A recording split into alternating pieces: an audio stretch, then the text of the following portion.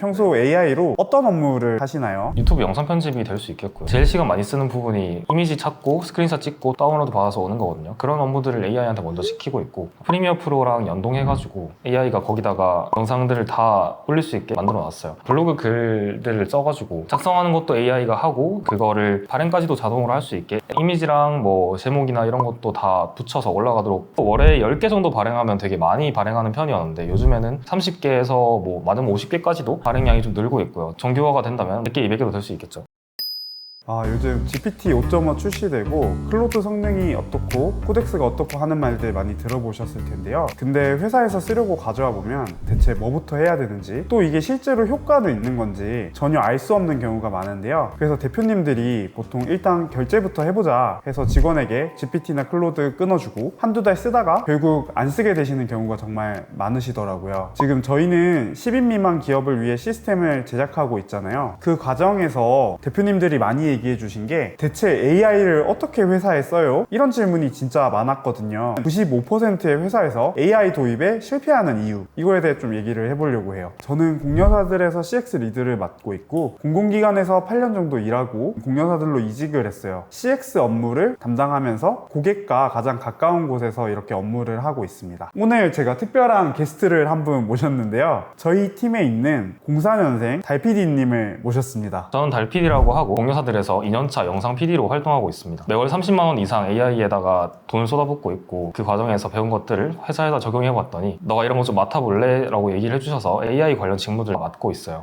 요즘 팀원들이 AI 관련해서 궁금한 게 있으면 일단 달PD님한테 먼저 물어보고 있을 정도로 저희의 AX를 담당하고 계십니다. 좀 궁금한 게, 달PD님이 이렇게 AI에 익숙해지기까지 AI를 여러 가지 썼을 거 아니에요? 그럼 이제 AI에 지출하는 돈이 얼마 정도인지가 좀 궁금해요. 일단 제 개인적으로는 클로드 맥스 그리고 GPT 프로 해가지고 각각 $100씩 30만 원 정도 내고 있고요. 그리고 또 힉스필드나 아니면 갑자기 떠오르는 AI들 결제해서 쓰고 싶을 때가 생기기 때문에 그런 것들 거의 월에 40만 원 정도씩 나가는 것 같아요. 회사에서도 그 클로드 코드나 이런 코덱스 지원을 해주고, 또 회사에서 쓰는 AI들 총량 따져보니까 월에 100만 원씩은 나가고 있더라고요. 저는 이제 항상 달PD님을 볼 때마다 업무도 그런데 업무 외에도 계속 AI와 뭔가 대화를 하고 계시더라고요. 혹시 하루 중에 AI를 안 쓰시는 시간이 있으신가요? 자는 시간 빼고는 거의 다 쓰는 것 같아요. 자기 전에도 AI 쓰다가 잠들고, 일어날 때도 AI가 브리핑 해주면서 듣고 일어나거든요. 대표님을 저희가 알잖아요. 저희 대표님이 사실 되게 옛날 사람이고 좀 보수적이시잖아요. 그래서 뭔가 새로운 툴, 시도 이런 것들에 대해서 거절을 하실 때도 굉장히 많은데,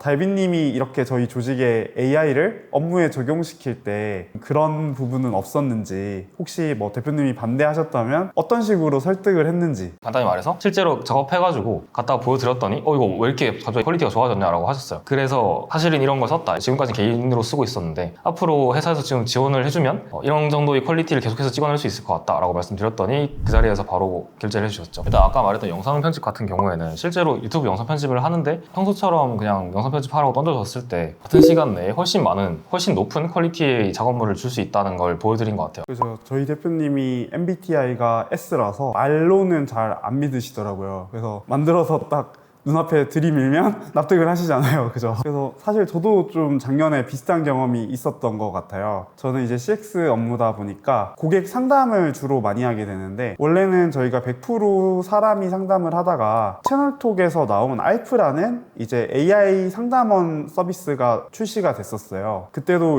대표님이 그냥 별 관심을 안 가지셨는데, 제가 이거 들여다 보니까 좀 나쁘지 않을 것 같은데 그냥 그날 하루쯤 잡아서 야근해가지고 일단 최소한의 세팅을 한 다음날 테스트한 거 보여드렸거든요. 그렇게 하니까 대표님이 이거 하시죠.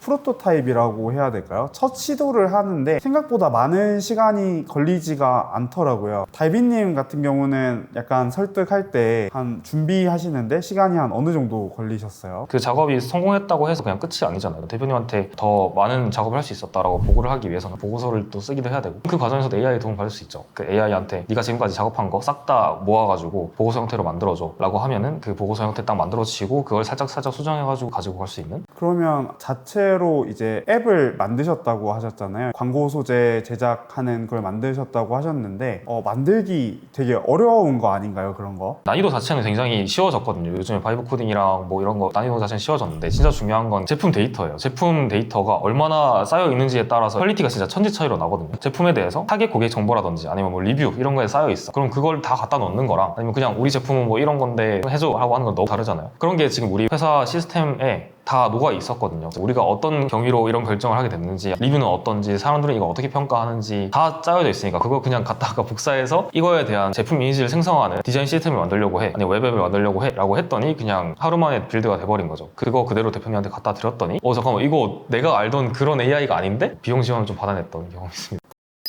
달PD님이 데이터가 모여있는 게 중요하다고 말씀을 해주셨는데 이런 만드는 것과 데이터가 모이는 것, 그 중요도를 비율로 나타낸다면 한 몇 대 몇인 것 같아요? 아까 말씀드렸다시피 사실 만드는 거는 난이도가 엄청 낮아져. 그래서 되게 비율이 적어요. 물론 뭐 버그가 터진다거나 이러면 좀 수정을 해야겠지만 무조건 데이터가 더 중요합니다. 데이터가 없으면 사실 초등학생이 만드는 거랑 내 앱이랑 큰 차이점이 없어져요. 그러면은 이제 결국 달PD님이 AX를 하시면서 그럼 이런 데이터가 어디에 쌓여 있는지 좀 파악하는 게 먼저였을 것 같아요. 우리가 일을 하면서 하는 데이터는 어디에서 찾기 시작해야 될까요? 굉장히 어려운 질문이긴 한데 일반적인 회사라고 하면은 그냥 이메일이나 구글 드라이브 뭐 이런 데 파편화되어 있는 경우가 많아요. 내 상품 정보가 어디 있는지도 몰라. 그리고 고객 정보 찾으려면은 웹사이트 들어가 봐야 돼 라고 하면 좀 늦어질 수 있는 거고, 저희 같은 경우에는 좀 훨씬 편했던 게 노선 안에 다 있으니까 그 상품 기획이라고 해서 상품 정보들 다 들어가 있는 데 있고 고객 리뷰 이런 거 다 들어가 있는 데 있고 노션 AI한테 우리 상품 정보 알려줘라고 그냥 물어보기만 해도 상품 정보 다 나오니까 그걸로 1차로 만들 수가 있는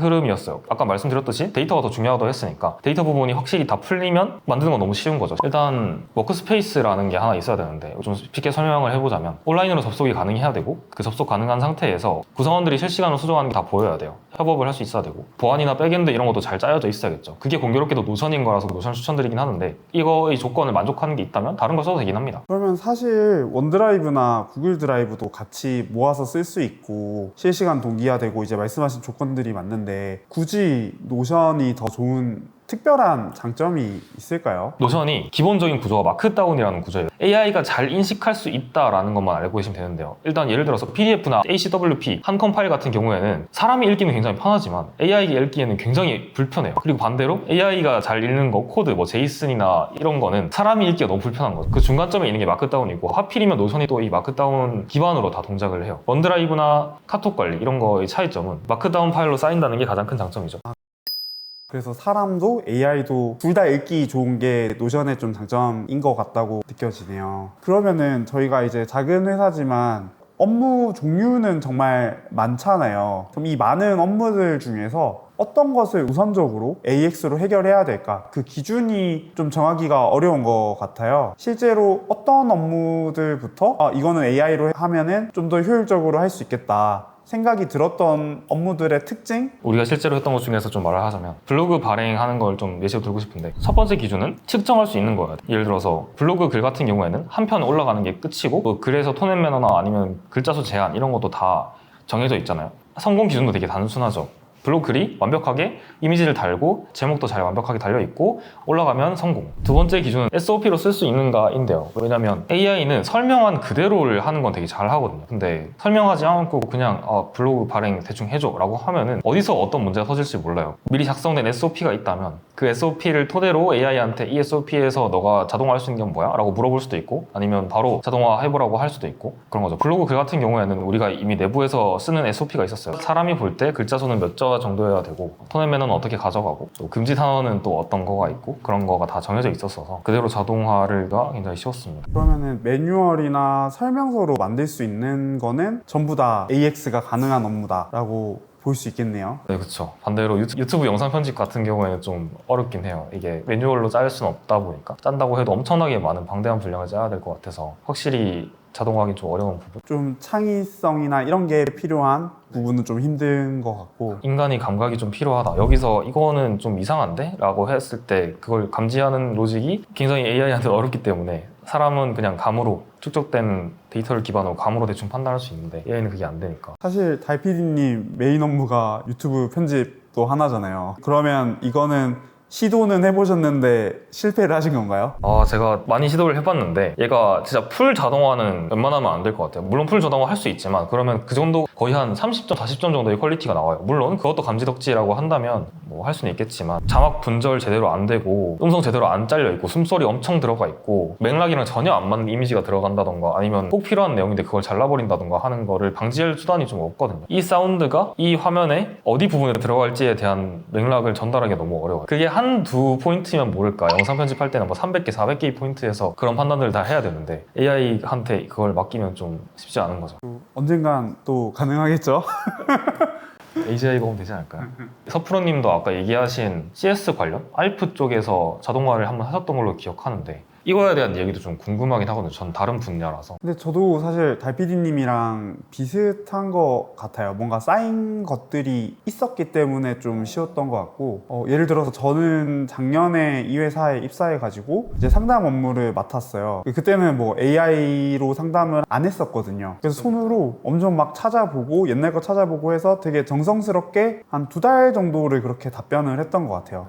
그러니까 하루에 한 20-30개씩 했으니까 한 몇백 개를 한 거죠. 근데 재밌는 게 이게 재료가 되더라고요. 이거를 FAQ 형식으로 다듬어서 이거를 AI한테 재료로 주니까 생각보다 굉장히 잘 작동을 하더라고요. 근데 이제 저는 이걸 하면서 제일 느꼈던 게 그냥 AI한테 처음부터 시키면은 할 수가 없고 어떤 업무를 사람이 몇 달 동안 정성스럽게 하는 게 좀 중요한 것 같아요. 그냥 CS 응대해 하고 그냥 풀어버리면 안 되고 사람이 깎은 데이터들을 좀 넣어줘야 된다는 거죠. 맞아요. 어떻게 보면 좀 위임 같다는 생각도 들어요. 내가 한 것들이, 일한 것들이 아까 달PD님이 얘기하신 데이터로 쌓이고 그 데이터가 있어야 좀 만족할 만한 AI 상담 자동화? 이런 것들이 가능하다고 저는 느꼈었어요. 뭔가 매뉴얼화 가능한 것, 사람이 그래도 몇 달 동안 꾸준히 해오면서 데이터가 쌓인 것들, 그런 것들을 좀 AX 대상으로 먼저 잡아야 될 것 같고요. 근데 문제 정의를 저희가 지금 했다고 생각이 되는데 그럼 이제 문제를 풀어야 되잖아요. 근데 이제 저는 진짜 요즘에 좀 어려운 게 뭐 스레드나 유튜브 보면은 맨날 뭐 미쳤습니다, 죽었습니다, 디자이너는 죽었습니다, PPT는 죽었습니다 이러면서 새로운 도구들이 너무 많이 나와서 정신이 없더라고요. 좀 포모라고 하죠. 그런 것도 오고 해야 되겠다는 건 알겠는 거예요. 근데 도대체 어디서부터 어떤 툴로 시작해야 되지? 사실 그게 저도 그렇고 다른 분들도 제일 좀 막막하고 궁금한 부분일 것 같거든요. 일단 그렇게 죽고 죽이는 AI 경쟁이 엄청 막 새로운 툴이 도입돼서는 아니에요. 우리가 원래 쓰던 챗GPT나 클로드한테 파일 관리 권한만 딱 줬는데 그렇게 좀 벌어진 거거든요. 그래서 기본적으로 다 똑같아요. GPT나 클로드를 잘 쓰는 사람이면 거기로 넘어가서도 사실 잘 쓸 수 있어요. 그래서 좀 추천을 드리고 싶은 거는 단계가 있다고 생각하거든요. 1단계, 2단계, 3단계가 있는데 일단 1단계는 그냥 단순히 챗봇을 잘 쓰는 정도예요. 챗GPT 써보고 클로드 써보고 내가 어떤 업무 있을 때마다 야 카피 한번 써봐 하고 던져보든가 아니면 영업 메일 한번 써봐 하고 던져봐서 그거 내가 수정해서 가져가는 스타일. 그리고 2단계가 돼서는 약간 GPT스나 아니면 클로드 프로젝트, 제미나이, 잼스 이런 걸 좀 쓰겠죠. 거기다가 반복되는 업무들 다 넣어놓고 그냥 단어 몇 마디 치면은 바로 결과가 나오게 할 수 있는 거. 평소에도 자주 쓰는 GPTs나 잼스 방금 얘기해 주신 그런 거 좀 사례 좀 얘기해 주실 수 있나요? 유튜브 쪽으로 좀 풀자면 유튜브에 설명란을 작성하는 게 굉장히 귀찮은 일입니다. 이게 엄청 중요하진 않은데 그렇다고 해서 안 쓸 수도 없는 노릇이고 근데 또 편집을 다 하고 기진맥진한 상태에서 그걸 쓰려고 하면은 창의적도 안 나오고 글도 안 써지고 그렇거든요. 그럴 때마다 그냥 대본 싹 다 긁어가지고 대본 파일 넣어주면 설명란이 딱 나오게 하는, 그리고 해시태그 같은 경우도 필요한데 해시태그를 사람이 쓰고 있으면 너무나 머리가 아파요. 그럴 때 좀 AI 도움 받는 게 좋거든요. GPTs를 하나 만들어서 대본 풀 파일을 한번 딱 넣어주면 설명란이랑 그 해시태그랑 같이 뱉게 해주는 그런 GPTs를 좀 자주 쓰고 있어요. 유튜브를 하다 보니까. 그런 GPTs를 만드는 거는 어렵진 않나요? GPTs 만드는 것도 사실 어려워 보일 수 있지만 내가 뭔가 작업을 쭉 하잖아요. 그럼 기록이 다 남아있잖아요. 그 기록을 그냥 컨트롤 A 해가지고 복사한 다음에 이거 GPTs로 만들 건데 지침 짜줘 라고 붙여넣기만 하면 되는 일이거든요. GPTs는 챗GPT를 내가 좀 평소 자주 쓰는 템플릿을 미리 만들어 놓은 거다, 이 정도로 이해가 될 것 같아요. 그럼 이거보다 조금 더 높은 수준의 AX 이런 도구들도 있을까요? 3단계를 설명 안 드렸었는데 다음 단계는 제가 아까 말했던 클로드 코드나 코덱스를 사용해서 실제 개발을 해서 웹앱 같은 걸 만들어 보는 거가 포함이 될 것 같은데요. 사실 GPTs 만드는 거랑 되게 비슷합니다. AI한테 나 이런 걸 하고 싶은데 필요한 거는 뭐고 어떤 절차로 작업을 하면 되는지 알려줘라고 한 다음에 차근차근 해버리면 되거든요. 근데 이거를 아까 말했던 AI 자체를 잘 못 쓰는 사람은 이것조차도 잘 못하는 경우가 많아요. 반대로 GPT나 클로드를 잘 쓰던 사람들은 이거 그냥 비슷하네, 어차피 그냥 얘가 직접 만들어줄 뿐이고 내가 지시하고 결과물을 받는 거 되게 비슷하네 해서 적응을 하실 수 있을 거예요. 1단계부터 시작해서 GPTs 만들어보고 그 다음에 이제 코덱스나 이런 걸로 좀 오는 걸 추천드리는 편입니다. 그러면은 근데 사실 되게 멋있어 보이잖아요. 에이전트나 코덱스나. 근데 이제 저도 이제 주로 쓰는 게 달PD님이 얘기한 1, 2단계에 해당하거든요. 이걸로도 좀 어느 정도 저는 해소가 되긴 했는데 내가 좀 못 쓰고 있는 거 아닌가? 그런 생각이 계속 들더라고요. 그래서 에이전트를 저도 배워야 되는데 맨날 이런 생각이 좀 드는데 꼭 써야 할까요? 3단계까지 꼭 가야 될까요? 저는 꼭 써보는 거 추천드리고 싶긴 해요. 왜냐면 그냥 트렌드여서가 아니라 실제로 작업이 해소될 수 있는 부분이 있거든요. 예를 들어서 우리는 블로그 자동화를 좀 시작했고, 그리고 메타 광고 같은 것도 이미지 막 찍어내기 시작하면서 좀 효율이 개선되고 있거든요. 일단 무엇보다 AI를 도입하려고 하면은 데이터가 아까 필요하다고 했잖아요. 그래서 그 데이터를 정제하고 깎아내고 뭐 쌓는 과정을 내가 그냥 자연스럽게 하게 되거든요. 왜? 그게 없으면 결과가 제대로 안 나오니까 이게 데이터가 이래서 필요한 거구나 라는 걸 좀 몸으로 체감하게 되는 경험을 꼭 하게 되는 것 같아요. 그래서 좀 한 번씩은 하시는 거 추천드립니다. 그걸 딱 하면 내가 생각보다 뭘 쌓아놓질 않았구나 라고 좀 느끼실 수 있을 거예요. 지금 얘기하면서 드는 생각이 약간 두려움 비슷한 것 같아요. 저도 그렇고 대표님도 그렇고 90년생이잖아요. 그러니까 이제 지금 30대 중반에 둘 다 이제 코딩도 전혀 모르는 사람인 거예요. 그러니까 사실 이런 거를 하는 게 달PD님을 보면 되게 신기해요. 저분도 개발자는 아닌데 어떻게 저렇게 겁이 없지?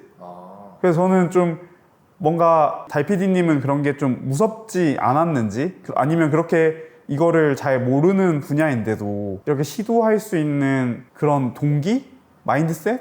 이런 게 좀 궁금해요, 진짜. 이건 확실하게 말씀드릴 수 있는데 용기가 있어서라거나 아니면 무섭지 않아서가 아니에요. 원래 대표님한테 뭔가 제안될 때도 이거 그냥 되지 않을까라고 절대 말하지 않거든요. 그냥 제가 해봤는데 여기까지는 됐어요. 이거는 될 것 같아요. 이건 실패했어요. 그러니까 하지 말죠 라고 얘기를 하는 편이에요. 그 배경에는 제가 집에서 40만 원씩 쓰면서 깨지고 부서졌던 경험이 있기 때문이라고 생각합니다. 웹앱 같은 경우에도 제가 몇 번 만들어서 랜딩페이지 도메인 구매해봐가지고 랜딩페이지 실제로 만들어보고 AI로 이미지 생성 몇 번 해보고 광고 소재도 몇 번 실제로 써먹을 수 있을 만한 광고 소재 같은 것도 제작을 해보기도 했고, 집에서 좀 갈아 넣으면서 시행착오를 좀 했던 부분이 있다 보니까 그런 제안을 할 수 있었던 거지, 그걸 무섭지 않아서라거나 아니면 잘 모르는데도 그냥 일단 해보자 라는 그런 추진력은 아닌 것 같아요. 그냥 미리 먼저 해봤으니까 되는 거? 좀 연결을 좀 해보자면, 작은 프로젝트에서 한번 진짜 터져도 되는 프로젝트, 얘는 그냥 아예 한 방에 날아가도 아무 상관이 없어. 그런 프로젝트에서 좀 많은 걸 시도해보고 그 다음에 좀 회사에서 적용을 하는 게 좋지 않을까? 라는 생각을 하고 있어요. 그렇게 할 수 있는 동기? 저는 생존이에요, 생존. 제가 AI 에이전트 딱 처음 봤을 때 저는 오픈클로우라는 걸로 시작을 했었거든요. 갑자기 터졌다고, 요즘 좀 안 보이는데. 오픈클로우를 딱 보면서 잠깐만, 이거 생각보다 더 많은 일을 할 수 있는데? 시야를 조금 더 넓혀보니까 나중에 언젠가 영상까지 대체가 된다면 나도 대체가 될 건데, 그때의 나는 어떻게 그걸 대비하고 살아남아야 될까라는 생각을 했어요. 그러니까 내가 이 대체하는 사람, 정복자가 되어서 다른 사람을 대체하고 다니면 난 대체 안 되지 않나 라는 좀 유치한 생각을 했던 것 같고, 그게 지금까지 이어져 오고 있는 원동력인 것 같아요. 내가 대체할지언정 대체 당하지 않겠다 라는 마음가짐으로 좀 AI를 계속해서 쓰고 있는 것 같습니다. 생존이 가장 큰 1순위인 것 같아요. 그럼 이제 그 생각이 들었던 게 한 언제쯤이에요? 올해 초였던 것 같아요. 올해 1월쯤에 오픈클로우 제대로 써보면서 말이 안 되는데 이거 어떻게 이게 가능한 거지 싶은? 그러면은 이제 그때부터 4달 동안 AI에 미쳐서 살았던 거잖아요. 그럼 그 사이에 좀 궁금해요. 처음에 그런 기대를 가졌는데 4달 동안 이렇게 AI만 정말 업무할 때도 AI 쓰고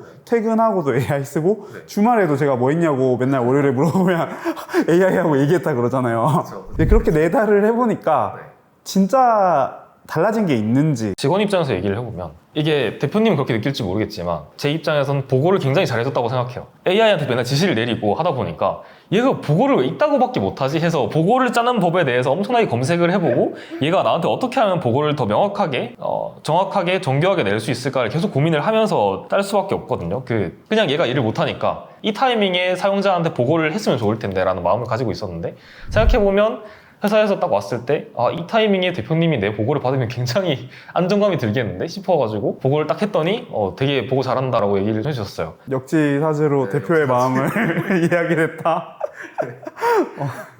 얘가 일을 못하면 진짜 화가 좀 나더라고. 엄청 화가 나더라고요. 그러면 대표님 얘기 나온 김에 저희 대표님 얘기 좀 더 해보죠. 대표님 안 계실 때. 저희 대표님 걱정이 되게 많았잖아요. AX 도입을 고민하는 대표님들이 일단 가장 먼저 해야 될 게 뭘까요? 일단 AI 기본적인 요금제 정도는 결제를 해주시는 게 좋다고 생각해요. 기본이 한 얼마 정도? $30, $20 돼 있는 그 정도? 얼마 전에 대표님이 되게 비싼 요금제 하나 끊어주지 않았어요? 아, 그죠. 클로드 $200짜리 요금제 끊어주셨는데 제가 그거 토큰 소진한다고 매일 한 30분씩 야근을 하고 있습니다.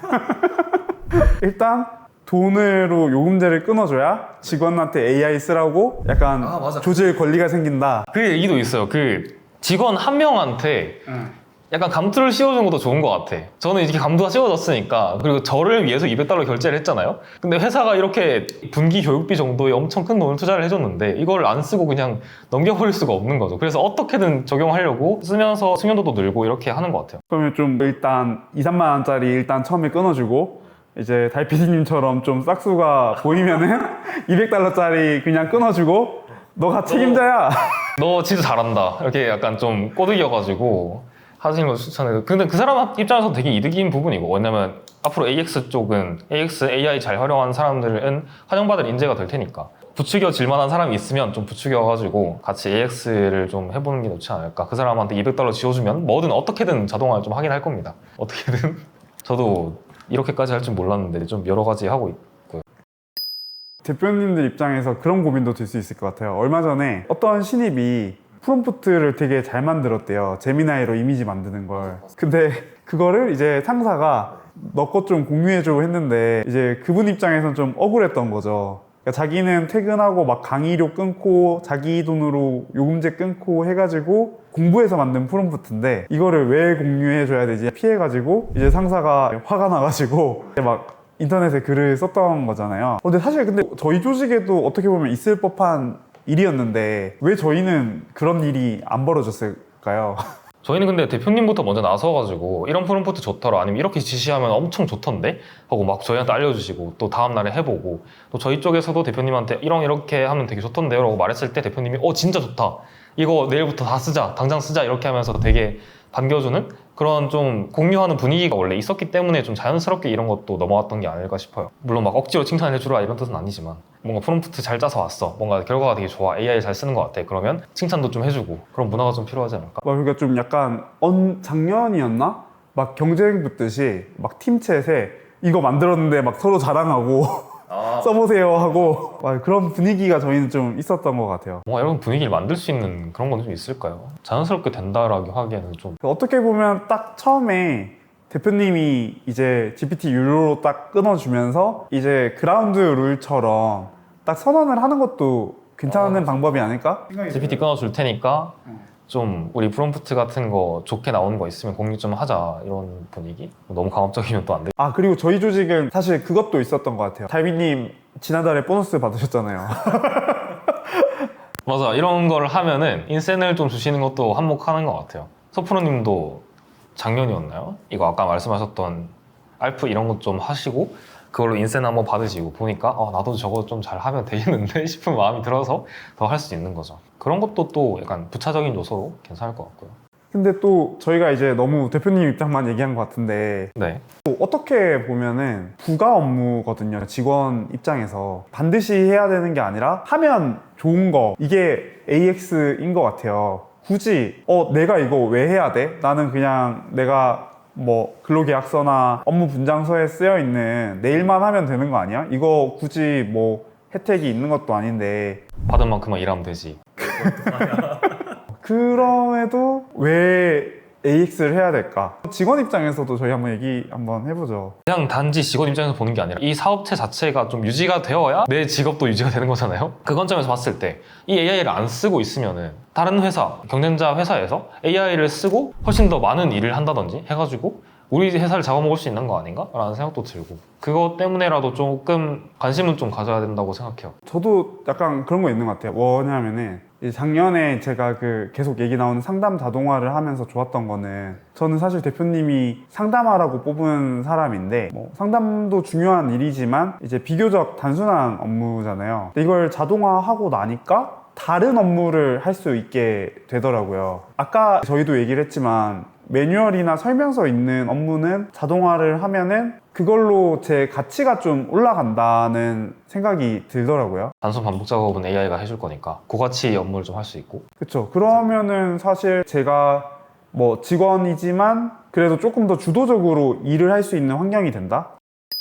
그러면은 이제 대표님이 GPT 유료로 끊어줬다. 그거 말고 또 대표님이 마련해 줘야 되는 그런 게 뭐가 있을까요? 아까 말했듯이 데이터가 필요하다고 했잖아요. 그 데이터가 쌓여 있을 만한 공간을 직원이 갑자기 노션 갖고 와서 우리 노션 써봐요 이렇게 말하는 게 쉽지가 않거든요. 이래야 되는데 지금 무슨 소리 하고 있냐라고 할 거죠. 그래서 대표님이 먼저 말을 좀 꺼내보는 것도 괜찮을 것 같아요. 노션이든 아니면 뭐 이런 거 한번 써볼까? 우리도 데이터 같은 거 좀 쌓아놓을 게 필요하다라고 해서 써보는 게 좀 1순위지 않나 싶고요. 기본적인 워크스페이스 세팅해줘 라고 하면 애가 좀 해주긴 할 테니까 그걸 일단 해보시고 검증된 걸 원하신다면 이렇게 들어가도 되나? 저희가 지원 드리는 솔루션을 찾아봐도 될 것 같습니다. 그러면은 달PD님이 거의 모든 걸 AI로 시도를 해보셨을 것 같은데 이거는 AI로 안 한다 이런 것들이 있다면 한 몇 가지만 얘기해 주실 수 있나요? 제일 먼저 떠오르는 건 콘텐츠를 모든 걸 다 자동 발행하면 안 돼요. 말하자면 사람이 직접 보는 거죠. 고객이 직접 보는 거 그거는 자동 발행하면 안 돼. 사람의 검수가 한 번 꼭 들어가야 돼요. 아까 스치릿이 지나갔는데 블로그 발행할 때도 AI가 써서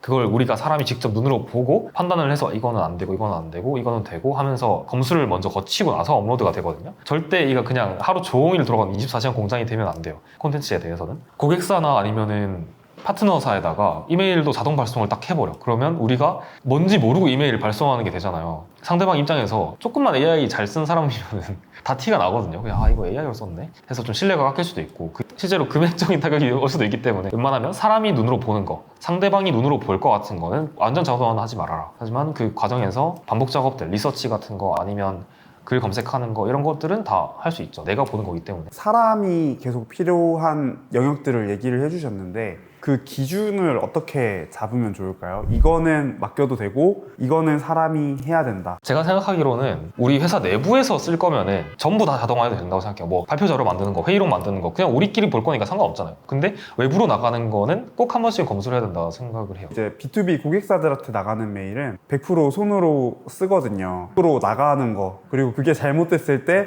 우리 회사의 뭐 매출에 큰 영향을 줄 수 있다거나 평판을 떨어뜨릴 수 있다거나 이런 거는 사람이 반드시 검수를 해야 되는 것 같아요. 맞아. 이건 좀 재밌는 얘기를 하나 좀 제가 물어왔는데 고객사분들 중에 우리처럼 이렇게 거의 3단계, 4단계 있으신 분들이라서 자기 웹앱을 아예 만들어가지고 쓰시는 분들이 계셨어요. 저희도 이제 고객사가 100곳이 다 돼 가는데 그 중에서도 저희보다 잘 쓰시는 고객사들도 꽤 많으시더라고요. 그분들도 이제 달PD님이 얘기해 주신 것처럼 이제 뭔가 외부에 서비스하는 게 아니라 자체적으로 쓰기 위한 웹앱을 만드셨더라고요. 예를 들어서 이제 상세 페이지 같은 거 만들 때 이제 어떤 이미지가 필요하잖아요. 그러니까 어떤 상품에 어떤 스타일의 어떤 톤의 이런 이미지를 만드는 거를 AI로 만드는데 그냥 클릭 몇 번 하면은 그 결과물이 나오게 실무에 쓰시는 고객사분들이 생각보다 많으시더라고요. 그래서 뭔가 이런 AX는 우리가 원래 하고 있던 업무를 빠르게 좀 더 편하게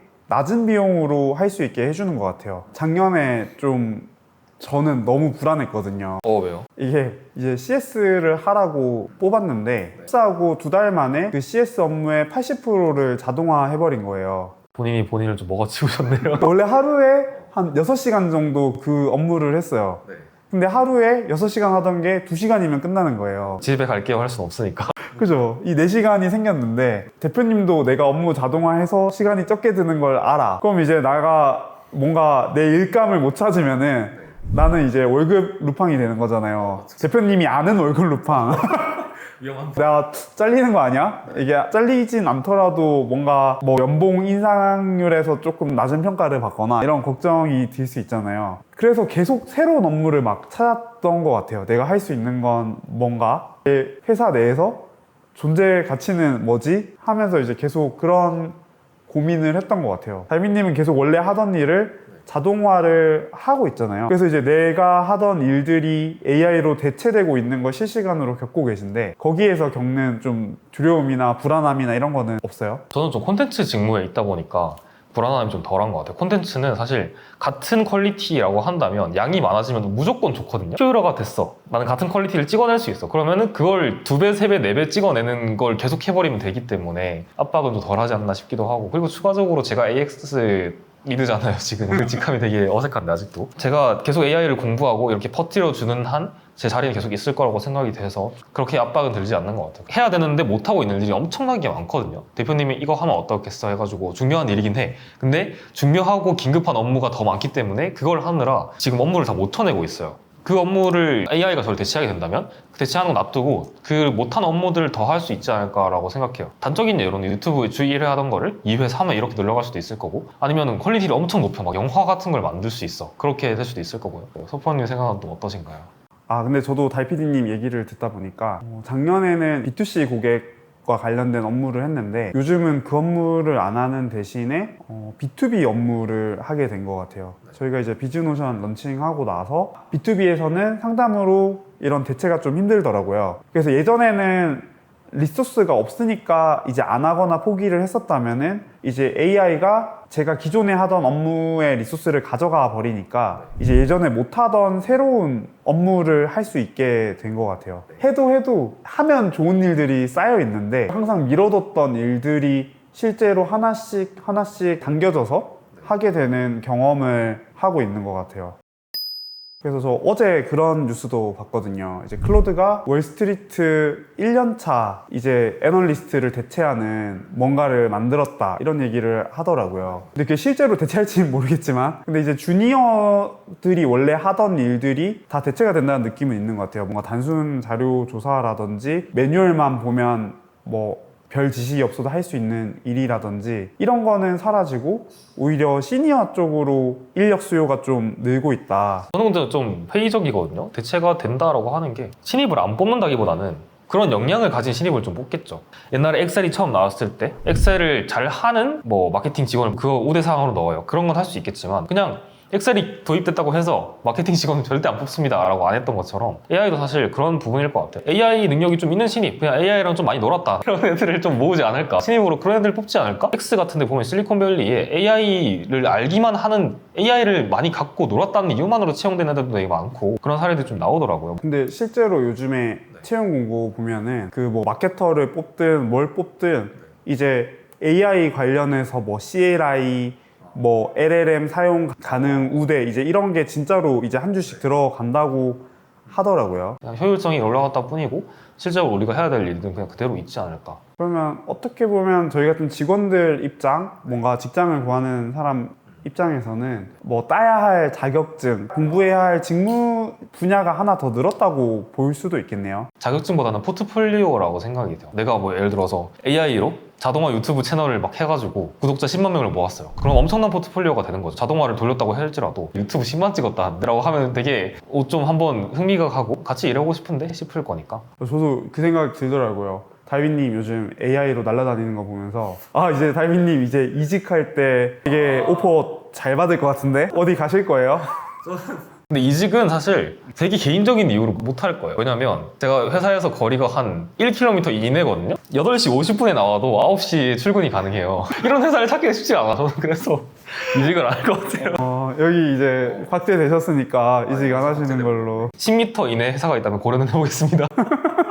또 이제 또 드는 생각이 약간 사람들의 환상이 있잖아요. 생산성이 폭발하면은 이제 사람 안 뽑아도 되는 거 아니야? 1인 기업으로 충분히 할 수 있는 거 아니에요? 이런 얘기를 하는데 저희는 사실 실제로 일하면서 좀 생각이 다르잖아요. 물론 1인 기업에서 할 수 있는 게 엄청나게 많아지는 건 맞지만 원래는 한 10을 했다면 지금 100까지 할 수 있어. 그렇다면 5인, 6인이었을 때는 얼마나 많은 일을 하게 될 것인가. 또 그리고 시너지도 좀 나겠죠. 예를 들어서 우리가 아까 말했던 프롬프트 공유하는 거 있잖아요. 그거 혼자서 막 AI만 쓰고 있어. 막 재무 처리해야 되고 마케팅 해야 되고 재고 관리해야 되고 이렇게 하는데 AI만 막 쓰고 있어. 그러면 다른 데서 터지겠죠. 그런 거 터지는 걸 막을 수 있을 최소한의 인간들은 좀 필요하지 않나라는 생각이 들고, 그 인간들한테도 AI를 좀 지어주면은 15인, 막 20인 회사랑도 맞먹을 수 있는 정도의 파워가 나지 않을까? 그럼 약간 그런 느낌이네요. 어차피 한 사람 뽑으면은 옛날로 치면 2, 3인분 할 수 있으니까 한 5사람 뽑으면 15인분 할 수 있으니까 오히려 생산량이 늘어났기 때문에 혼자 하는 것보다 이제 사람을 뽑는 게 좀 더 나을 수도 있다. 아이언맨 슈트를 개발을 딱 했어. 아이언 맨슈트 사고 날아다닐 수 있어요. 그러면은 5개, 6개 만들면 되잖아. 근데 또 5개, 6개 만드는 건 좋은데 막 100개, 200개를 만들면 관리하는 너무 힘들고 또 갑자기 막 사람이 많이 모이면 또 반대로 리스크도 있으니까 약간 5인에서 10인 정도 구성하는 건 되게 괜찮아 보이는? 오히려 약간 그런 느낌일 수 있을 것 같아요. AI로 인해서 생산성이 발달하면서 옛날에는 5인 기업이면 꿈꾸지 못했던 어떤 스케일의 일을 할 수 있게 된 세상이 아닌가? 그런 약간 사고의 전환 같기도 해요. 1인으로 할 수 있는 것도 분명히 늘어났지만 그렇기 때문에 또 5인, 6인으로도 할 수 있는 것도 늘어났다. 대표님들이 좀 고민이 있을 것 같아요. 이제 직원 채용할 때 AI를 잘하는 직원을 뽑아야 될지 아니면 뭐 그냥 원래 어떤 직무에 더 잘 맞는 직원을 뽑아야 될지 어떤 것 같아요? 둘 다 괜찮은 선택지긴 한데 둘 중에 좀 더 배우기 쉬운 걸 포기하는 게 맞다고 생각하는 거예요. 그러니까 배우기 어려운 걸 배운 사람을 데려오는 게 맞다고 생각해요. 마케터를 뽑을 거야. 근데 마케팅 모르고 AI를 잘 아는 사람과 마케팅 잘하고 AI를 모르는 사람 중에서는 후자가 맞다고 생각해요. 왜냐면 마케팅은 배우기 어려워. 근데 AI는 솔직히 비교적 배우기 굉장히 쉬워요. 마케팅은 뭐 경험이 되게 중요하고 직관이나 감각 같은 거 되게 중요하잖아요. 뭐 사람들은 이런 거에 반응한다는 걸 좀 직관적으로 이해하는 사람은 AI를 달아주면 막 날개가 달려버리거든요. 진짜 엄청 잘하는 사람들 SNS도 봐왔고 주변 사람들 중에서도 엄청 많이 봐왔어요. 근데 AI만 잘하는 사람은 사실 쓸모가 없어. 그냥 AI랑 잘 놀았다 뿐이지. 그리고 그걸 측정할 수 있는 지표도 없고요. 마케팅 같은 경우에는 포트폴리오 까봐라고 하면 바로 포트폴리오 딱 나오고 되게 기준도 명확하고 그런데 AI는 잘 쓴다는 거에 대한 기준도 좀 애매하고 그냥 뭐 한 달에 AI에 100만 원씩 써요 라고 하면 잘하는 건가? 그것도 아닐 거란 말이죠. 그냥 결국 까보면은 AI를 잘한다고 했을 때 포트폴리오가 막 탁월해. AI로 마케팅 포트폴리오가 탁월해 라고 하는 사람들은 까보면 사실 AI만 잘하는 건 아니에요. 마케팅과 AI를 둘 다 잘하는 사람인 거지 AI만 잘하는 사람이 아니기 때문에 아무튼 저는 그 마케팅 잘하는 사람 뽑는 걸 추천. AI는 가르치면 된다.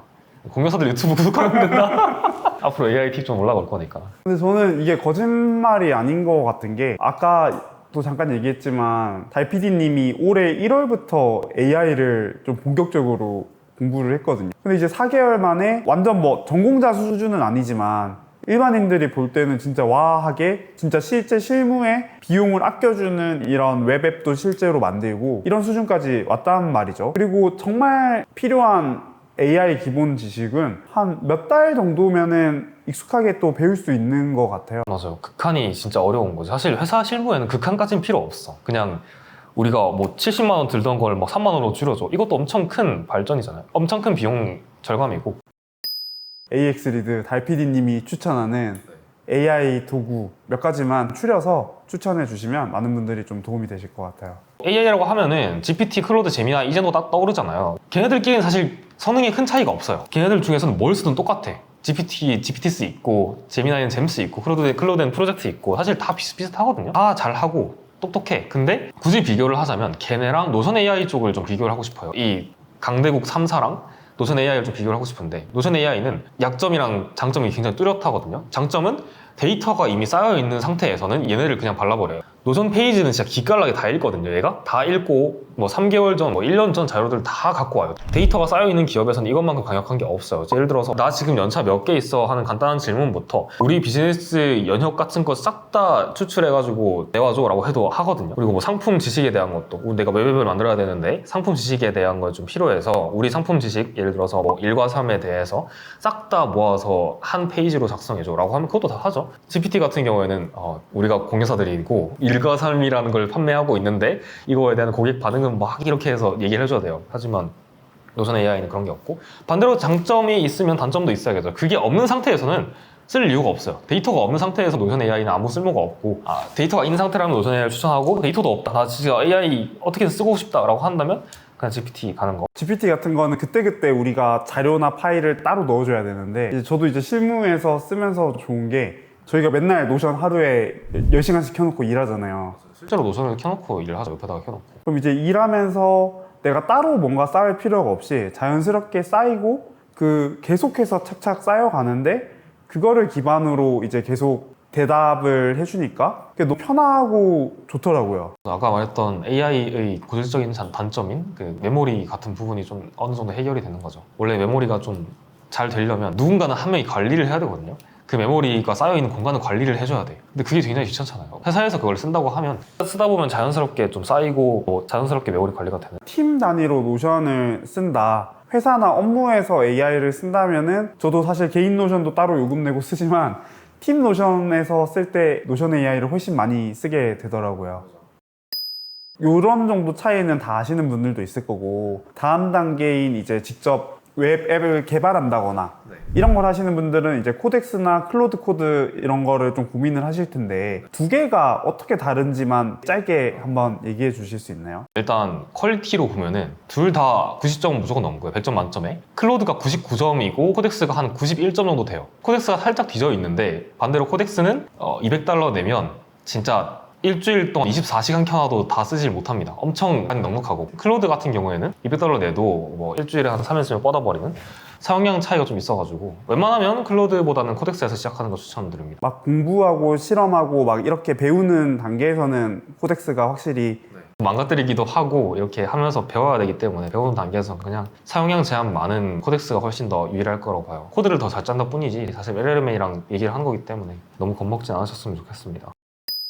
그럼 결국 오늘 두 가지 이야기가 계속 교차하면서 나온 것 같아요. 어떤 툴을 쓸 것인가라는 이제 관점의 이야기도 계속 나왔고, 뭔가를 만들기 위해서는 데이터가 계속 쌓여 있어야 된다, 이제 이 이야기도 계속 나왔는데, 오늘 대화에서 이거는 꼭 기억하고 가면 좋을 것 같다 한마디씩 하고 이제 마무리 해볼까요? 저는 아까 말씀드렸던 것처럼 AI를 먼저 쓰려면 데이터가 제일 중요하다. 그 데이터가 한 곳에 쌓여있는 게 중요하다라는 걸 좀 말씀드리고 싶어요. 제가 생각하는 AI는 제가 원래 하던 일에 날개를 달아주는 그런 도구인 것 같아요. 이렇게 회사에서 AI를 도입할 수 없는 이유에 대해서 좀 깊게 탐구를 해봤는데요. 좋아요 한번 눌러주시면 저희 다음에도 출연할 수 있으니까 한번 눌러주시고, 필요가 없다 하시면 그냥 구독이나 한번 눌러주시면 감사하겠습니다.